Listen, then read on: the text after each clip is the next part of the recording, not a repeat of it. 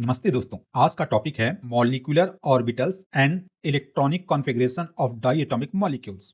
जैसा हम electronic configuration बनाते हैं एटम का, इस वीडियो में हम सीखेंगे कि मॉलिक्यूल और स्पेशली जो डायटोमिक मॉलिक्यूल्स हैं उनके इलेक्ट्रॉनिक कॉन्फ़िगरेशन कैसे होंगे और उनके मॉलिक्यूलर ऑर्बिटल का क्या मतलब है। मॉलिक्यूलर ऑर्बिटल थियरी, इसको इन शॉर्ट MOT भी कहा जाता है। Molecular orbital are formed by the linear combination of atomic orbitals, जिसको इन शॉर्ट LCAO कहा जाता है। ये काफी बार पूछा गया है।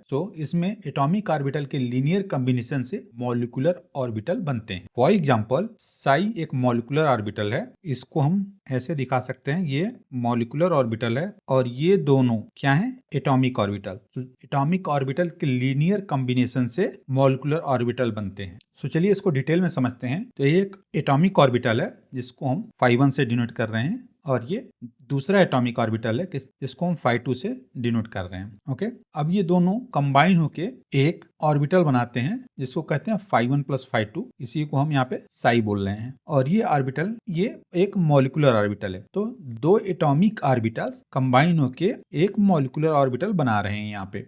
इसी तरह ये दोनों कंबाइन होकर जिसमें phi 2 आउट ऑफ फेज चला जाता है, और ये भी एक मॉलिक्यूलर ऑर्बिटल है जिसको हम साई स्टार बोलते हैं। ये वाला जो मॉलिक्यूलर ऑर्बिटल है जिसमें दोनों एटॉमिक ऑर्बिटल सेम फेज में हैं, इसको बोलते हैं बॉन्डिंग मॉलिक्यूलर ऑर्बिटल। और इस वाले को जिसमें phi 2 आउट ऑफ फेज है, इसको बोलते हैं एंटी बॉन्डिंग मॉलिक्यूलर ऑर्बिटल। और अगर हम इसके एनर्जी लेवल की बात करें तो एनर्जी लेवल नीचे से ऊपर की तरफ बढ़ती है। बॉन्डिंग ऑर्बिटल लो इन एनर्जी होते हैं, जिसका मतलब एक स्टेबल होते हैं। आपको से स्टेबल होंगे क्योंकि ये बॉन्ड फॉर्म करते हैं, इनमें बॉन्डिंग होती है। जबकि anti bonding orbital high in energy होते हैं क्योंकि इसमें बॉन्डिंग नहीं होती, क्योंकि phi 2 यहाँ पे आउट ऑफ फेज होता है, जिससे phi 1 और phi 2 जो दोनों एटॉमिक ऑर्बिटल हैं बॉन्ड नहीं बना पाते। ये हो गया general introduction of molecular orbital theory. यहाँ पे phi 1 phi 2 कुछ भी हो सकते हैं, लाइक 1s हो सकते हैं, 2s हो सकते हैं, 2p हो सकते हैं, एंड सो ऑन। क्योंकि ये जो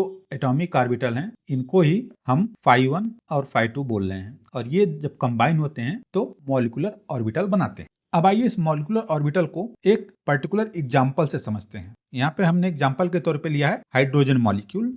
हाइड्रोजन मॉलिक्यूल दो एटम से बना होता है। हाइड्रोजन के दो एटम से मिलकर बना होता है, जहाँ इससे आप इस फिगर में देख रहे हैं। तो इन दोनों एटम का एटॉमिक ऑर्बिटल को हम सपोज इसको phi 1 बोलते हैं और इस वाले को phi 2। बेसिकली phi 1 और phi 2 क्या होता है, हाइड्रोजन का अगर हम इलेक्ट्रॉनिक कॉन्फ़िगरेशन लिखें तो क्या होता है, 1s1। ओके, हाइड्रोजन में एक ही इलेक्ट्रॉन होता है, तो इसका भी 1s1 होगा और इसका भी 1s1। तो इसके एटॉमिक ऑर्बिटल क्या होंगे, 1s दोनों की। तो phi 1 phi 2 को हम लिख सकते हैं 1s इस हाइड्रोजन के लिए और 1s इस हाइड्रोजन के लिए। इतनी बात समझ में आई। ओके, चलिए अब इसके मॉलिक्यूलर ऑर्बिटल डायग्राम बनाते हैं। तो हमने एक पहले हाइड्रोजन का 1s ऑर्बिटल लिया, ये पहले हाइड्रोजन का 1s ऑर्बिटल है और ये दूसरा 1s ऑर्बिटल है। अब दोनों 1s ऑर्बिटल हैं, इसलिए इनकी एनर्जी लेवल सेम होंगी और ये दोनों कंबाइन होके एक बॉन्डिंग ऑर्बिटल बनाएंगे जिसको हम डिनोट करते हैं सिग्मा 1s। ये है बॉन्डिंग ऑर्बिटल। और अगेन बॉन्डिंग बनेगा तो इसका एक एंटी बॉन्डिंग भी बनेगा जिसको बोलते हैं हम सिग्मा स्टार 1s। तो ये हो गया बॉन्डिंग और ये है एंटी बॉन्डिंग ऑर्बिटल। और ये कौन से ऑर्बिटल है, मॉलिक्यूलर ऑर्बिटल। तो आप ध्यान दीजिए, ये वाले एटॉमिक ऑर्बिटल हैं और जितने एटॉमिक ऑर्बिटल कंबाइन होंगे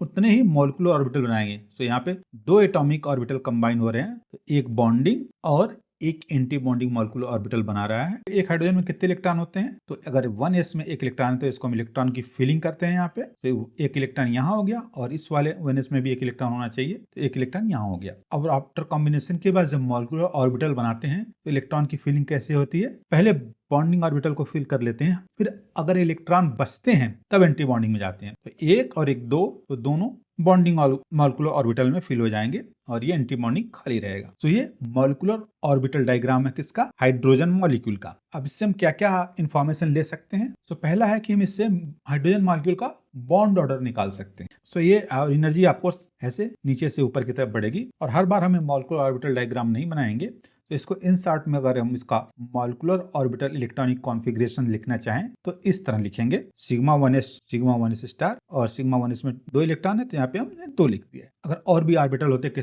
सपोज हम कार्बन के या नाइट्रोजन के C2 या N2 के हम मॉलिक्यूलर ऑर्बिटल कॉन्फ़िगरेशन लिखते तो हम और भी ऑर्बिटल जो है sigma 2s, pi 2px, pi 2py, sigma 2pz, ये सारे लिखते हैं। ये हम आगे वाले स्लाइड्स में देखेंगे कि और भी जो डायटोमिक मॉलिक्यूल हैं उनके हम मॉलिक्यूलर ऑर्बिटल डायग्राम कैसे बनाते हैं। तो फिलहाल अभी हम देखते हैं कि इस मॉलिक्यूलर ऑर्बिटल कॉन्फ़िगरेशन से हमें क्या इन्फॉर्मेशन मिलती है। तो पहली इन्फॉर्मेशन इसकी है कि हम बॉन्ड ऑर्डर निकाल सकते हैं हाइड्रोजन मॉलिक्यूल का। कैसे? तो बॉन्ड ऑर्डर का फॉर्मूला होता है Nb minus Na divided by 2। Nb यहाँ पे क्या है? Number of bonding electrons minus number of anti bonding electrons और कंप्लीटली डिवाइडेड बाई 2। तो यहाँ पे बॉन्डिंग इलेक्ट्रॉन कितने हैं? 2 और एंटी बॉन्डिंग 0। तो इस फॉर्मूले में अगर रखें तो हमें मिलता है 1। सो हाइड्रोजन का बॉन्ड ऑर्डर 1 होगा। इसका क्या मतलब है कि हाइड्रोजन हाइड्रोजन के बीच एक सिंगल बॉन्ड ही होगा। बॉन्ड ऑर्डर में दो एटम के बीच कितने बॉन्ड बन रहे हैं? अगर 1 आ रहा है तो एक ही बॉन्ड बनेगा। तो ये तो बात हो गई हाइड्रोजन मॉलिक्यूल की, जो कि काफी ट्रिवियल था, काफी इजी था। चलिए अब यहाँ से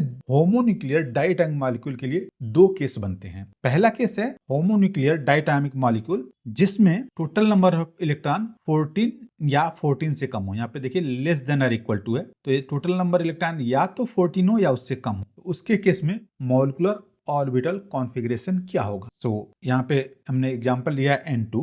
N2 में कितने होते हैं? 14 इलेक्ट्रॉन। नाइट्रोजन में 7, तो 2 नाइट्रोजन है तो 14 इलेक्ट्रॉन। ओके, और इसका इलेक्ट्रॉनिक कॉन्फ़िगरेशन हम कैसे लिखते हैं? तो ये इसका ऑर्डर है। सबसे पहले आता है सिग्मा 1s, उसके बाद सिग्मा 1s इसका स्टार, इसका एंटी बॉन्डिंग, फिर सिग्मा 2s, फिर उसका स्टार, उसके बाद आता है पाई 2px and pi 2py, then sigma 2pz, फिर इसका एंटी बॉन्डिंग और फिर इसका एंटी बॉन्डिंग। तो ये ऑर्डर याद रखिएगा। और इनका जो एनर्जी ऑर्डर होता है, सबसे कम एनर्जी इसकी और सबसे अधिक एनर्जी इसकी। तो ये एनर्जी के इंक्रीजिंग ऑर्डर। अब हम इसमें इलेक्ट्रॉन फिल करते हैं तो टोटल इलेक्ट्रॉन हमारे पास कितने हैं? 14। सो 2 पहले ऑर्बिटल में, देन उसके एंटी बॉन्डिंग में 2, फिर सिग्मा 2s में 2, फिर सिग्मा 2s के एंटी बॉन्डिंग में 2। अब यहाँ पे ध्यान देने वाली बात है, पाई 2px एंड पाई 2py दोनों सेम एनर्जी है, means they are degenerate orbital. So हम इसमें पहले एक एक इलेक्ट्रॉन फिल करेंगे। सो यहाँ पे 1 + 1 लिखा हूं, मींस पहले इलेक्ट्रॉन ये फिल हुआ, फिर ये फिल हुआ, फिर अगेन इसको फिल किए, फिर ये, तो ये भी कंप्लीटली फिल्ड हो गया। इसमें भी 2-2 हो गए। पर जब भी डीजनरेट ऑर्बिटल होते हैं तो उसमें हुन्स रूल फॉलो होता है, मैक्सिमम मल्टीप्लिसिटी। तो पहले एक एक इलेक्ट्रॉन भरते हैं। मतलब अगर इसमें मान लीजिए हमारे पास 10 इलेक्ट्रॉन होते, 10 इलेक्ट्रॉन की फिलिंग करनी होती है तो कैसे फिल करते? 2 यहाँ पे, 2 2 4 2 6 2 8। अब यहाँ पे 2 नहीं लिख देते, 8 हो गया। यहाँ पे 1 लिखते, 9 और 1 10, बस ये। आई होप आपको ये बात समझ में आई होगी कि जब भी डीजनरेट ऑर्बिटल हो जिनकी एनर्जी सेम हो तो उसमें एक एक करके इलेक्ट्रॉन फिल करते हैं। ओके, तो ये हो गए हमारे 12 इलेक्ट्रॉन। 14वां इलेक्ट्रॉन जाएगा सिग्मा 2pz में। तो ये कंप्लीट मॉलिक्यूलर ऑर्बिटल कॉन्फ़िगरेशन हो गया किसका? N2 का। आइए अब इसके हम बॉन्ड ऑर्डर को देखते हैं। तो बॉन्ड ऑर्डर का सेम फॉर्मूला है, number of bonding electron minus number of anti bonding electron by 2। तो बॉन्डिंग कितने हैं इसमें? यहाँ पे देख सकते हैं 2 2 4 2 6 2 8 2 10। जितने भी ऑर्बिटल्स में स्टार नहीं लगे हुए सब बॉन्डिंग के हैं। 10 बॉन्डिंग है। और एंटी बॉन्डिंग कितने हैं? 2 और 2 4। तो ये वैल्यू रखते हैं 10 - 4/2 = 3। सो नाइट्रोजन नाइट्रोजन के बीच 3 बॉन्ड बनेंगे। इसका बॉन्ड ऑर्डर 3 है। एक और प्रॉपर्टीज में हम स्टडी कर सकते हैं इस इलेक्ट्रॉनिक कॉन्फ़िगरेशन से, और वो है मैग्नेटिक प्रॉपर्टीज। मैग्नेटिक प्रॉपर्टी का क्या मतलब है? अगर मॉलिक्यूलर ऑर्बिटल कॉन्फ़िगरेशन में पेयर्ड इलेक्ट्रॉन है तो वो पैरामैग्नेटिक कहलाता है, और अनपेयर्ड है तो डायमैग्नेटिक कहलाता है। इसको ध्यान रखिएगा, इससे काफी बार क्वेश्चन पूछे गए हैं। पेयर्ड मींस पैरामैग्नेटिक, पीपी से याद रखिएगा, पेयर्ड पैरामैग्नेटिक, अनपेयर्ड डायमैग्नेटिक। तो इस केस में क्या होगा? ये नाइट्रोजन